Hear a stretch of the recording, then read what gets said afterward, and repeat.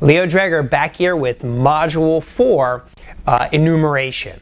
Now, again, we're focusing on disclosure. We haven't changed anything about our targets yet. Eventually we will when we get to gaining access to our targets. But right now we're still going to get a little bit more information about disclosure. So in this module I want to talk about what is enumeration, the different types of things that you would enumerate, like for example our ports and our protocols like NetBIOS versus TCP/IP or whatever protocols we have to our advantage. I want to show you how you can use Google to get as much information as you possibly can. Simple network management protocol can be a wealth of information if you have access to an internal network.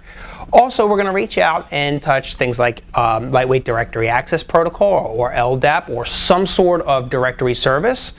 I'll also talk about the importance of the network timing protocol or NTP, port 123. Easy way to remember that is time starts with port 1, 2, 3, so it's port 1, 2, 3.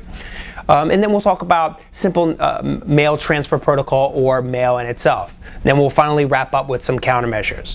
So this is going to be the last module where we're exclusively talking about disclosure before we actually get into our attacks or hacks, if you will. So let's go ahead and get our hands dirty.